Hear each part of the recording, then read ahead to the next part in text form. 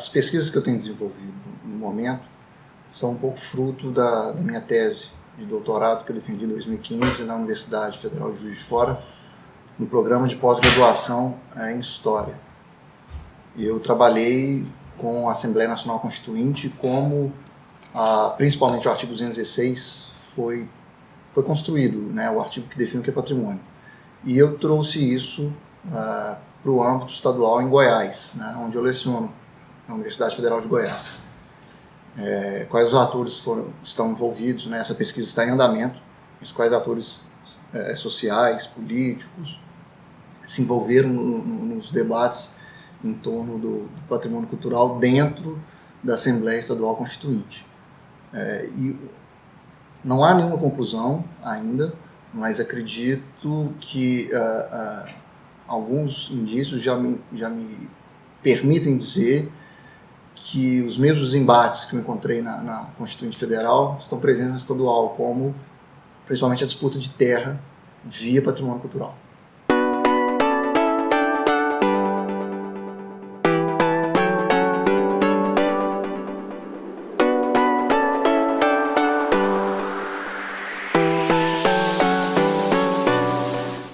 Eu acho ótimo, eu acho que é um reflexo da ampliação do conceito de patrimônio que a Constituição de 88 traz.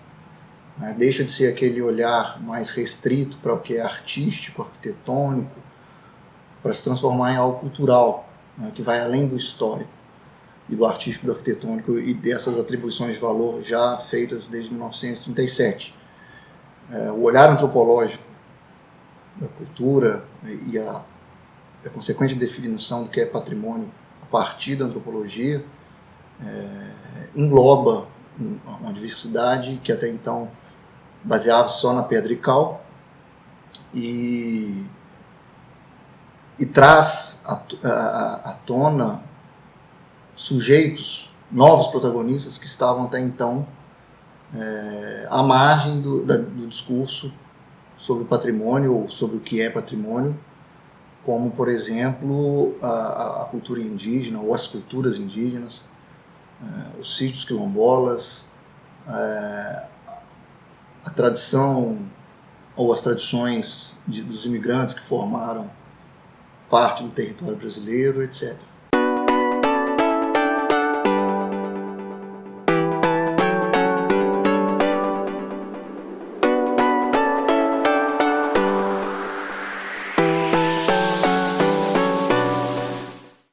Ele nasce, muito embora no início do Estado Novo, ele é um projeto, ele nasce de projetos, de discussões anteriores a isso.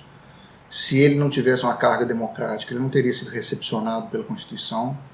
Ele está em vigor, muito embora existam defasagens, como o próprio conceito de patrimônio que está no artigo 1º. Defasagem é superada pela própria Constituição, no seu artigo 216, mas foi ele que permitiu termos o que temos hoje de preservação, principalmente na fase heróica, que é a gestão de Rodrigo Melo Franco de Andrade, de 37 até 67. E sendo que a maior parte dos bens tombados ainda hoje foi tombada nessa chamada fase heróica. Eu acho que o tombamento, o principal instrumento, ou a principal novidade desse decreto, ele precisa ser assessorado por outras figuras jurídicas, como a transferência do direito de construir, a isenção de IPTU, os planos diretores devem ser meios de apoio ao proprietário e à gestão democrática da cidade. Enfim, o tombamento em si só ele não acho que ele não resolve toda a questão, porque o patrimônio cultural ele não pode ou a gestão do patrimônio não pode se voltar somente para o objeto, ele tem que se voltar para a comunidade que vive aquele patrimônio. Enquanto o patrimônio não for meio para a emancipação do indivíduo e de sua comunidade, ele será meramente retórico.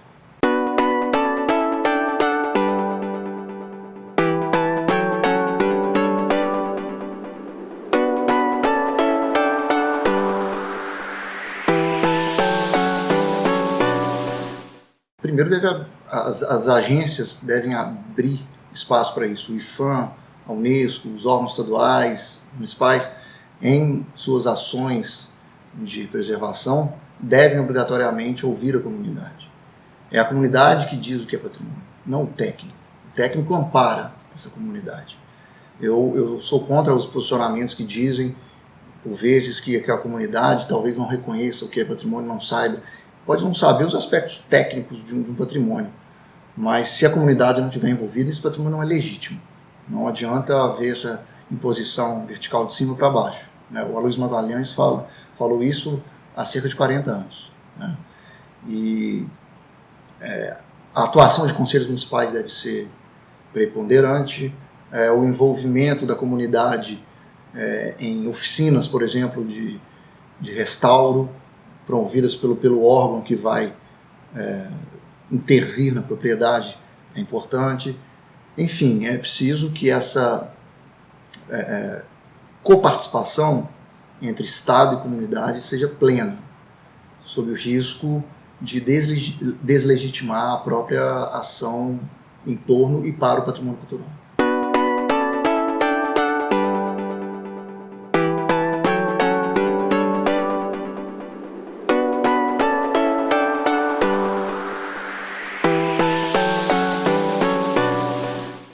Primeiro é o que a gente acabou de falar. É preciso a participação popular, efetiva, para além da retórica. É preciso instrumentalizar, principalmente os municípios, com técnicos, o IPHAN com técnicos. Nós vivemos um ano muito difícil para o IPHAN. O IPHAN é uma instituição que completa também 80 anos e que precisa de mais pesquisadores, de mais técnicos, para que dê conta de um patrimônio ou de patrimônios culturais tão amplos como esse que a gente encontra num país de dimensões continentais. E é preciso investimento em cultura. Enquanto a gente for um país que não investe em cultura, a gente não consegue a tal da emancipação.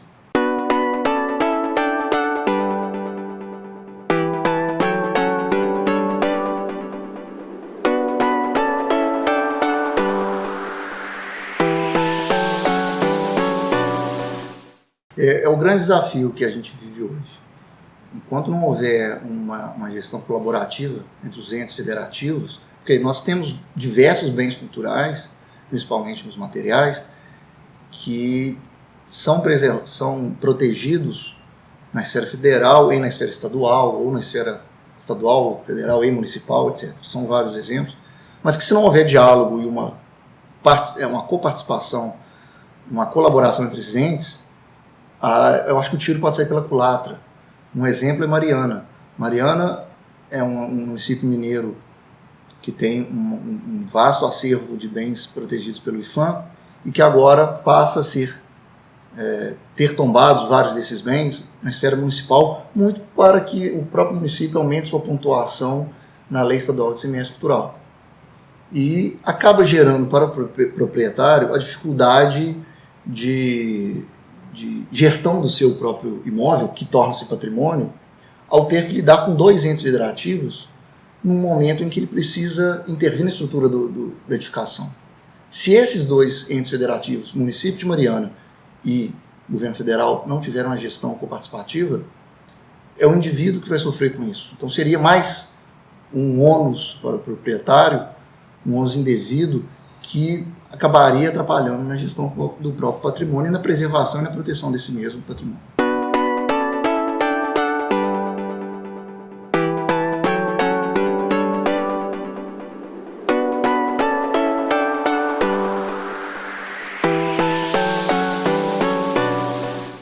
Isso dá uma tese, né?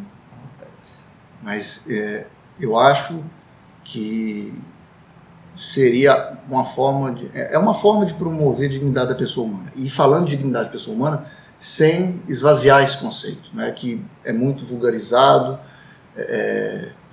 Há um autor que me faltou o nome agora, que fala da tirania da dignidade da pessoa humana. Né? Usa-se a dignidade da pessoa humana para justificar todo e qualquer ato, esvaziando o seu próprio conceito. Mas nesse caso, é um meio dessa tal emancipação que eu bato nessa mesma tecla, porque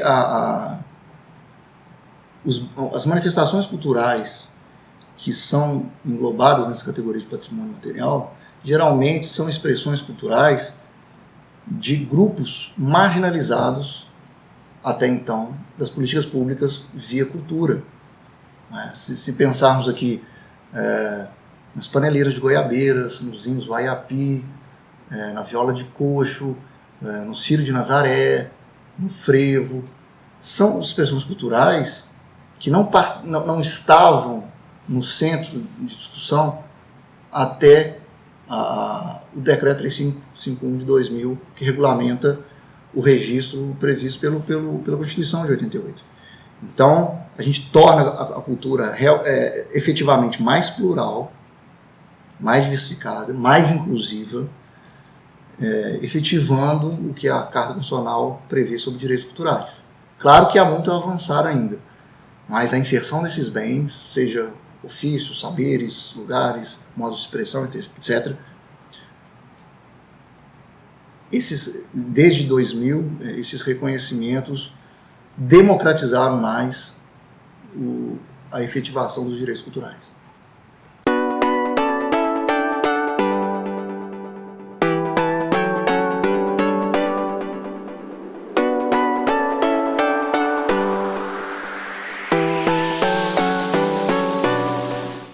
Primeiro, sobre os diálogos, foi uma experiência ímpar para mim. Eu nunca havia participado de um formato de debate como esse que o professor Humberto Cunha propôs de forma magistral e brilhante, e que eu vou copiar com a devida referência à autoria. E a delimitação dos 5 minutos foi também essencial para que a gente pudesse passar a palavra e provocar e ser provocado. Eu achei de uma riqueza de debate que faz com que cada um que participou e assistiu reflita, veja como que um mesmo tema possui pontos de vista distintos, às vezes contraditórios, às vezes complementares. Tem me feito refletir muito ainda agora. E qual que é a segunda parte da pergunta? Quais são os temas que estão te provocando hoje, os mais relevantes dos direitos culturais? A inclusão e a emancipação via cultura. Eu acho que isso, principalmente pelo patrimônio, que é a minha área de pesquisa. Porque é muito comum a gente ver ações de gestão do patrimônio que causam exclusão social, gentrificação, um aumento do abismo social. Mas há também meios de inclusão, como o próprio reconhecimento do patrimônio material. Eu acho que conseguir equalizar a gestão com que a lei prevê seria uma forma de emancipação. Quem sabe a gente não tenha um encontro de direitos culturais para falar de minorias, de emancipação, de cidadania, porque um dos grandes méritos desse evento é provocar o estudante de direito para algo que está fora do direito. O direito não se basta em si, ele precisa de outras ferramentas que estão fora do direito. Mas é ele, o direito, que tem o condão, através da lei, de tornar efetiva esses direitos culturais. Então, para mim, a emancipação via cultura é algo que me provoca muito.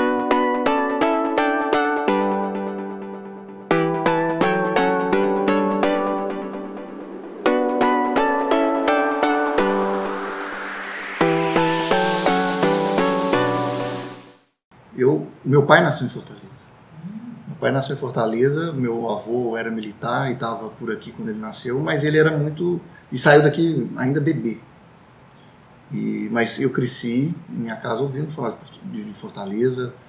A minha avó tem um carinho muito grande de Fortaleza, ela ainda tem amigos, sendo que ela saiu daqui na década de 1950, ela tem amigos aqui até hoje. E quando eu saí da minha casa para vir para esse evento, e lá deixei meu filho de 3 meses, faz 3 meses hoje, eu me dei conta que eu estava saindo da terra de meu filho para a terra de meu pai. Então isso mexeu muito com a minha memória afetiva, muito embora seja apenas a segunda vez que eu venho a Fortaleza.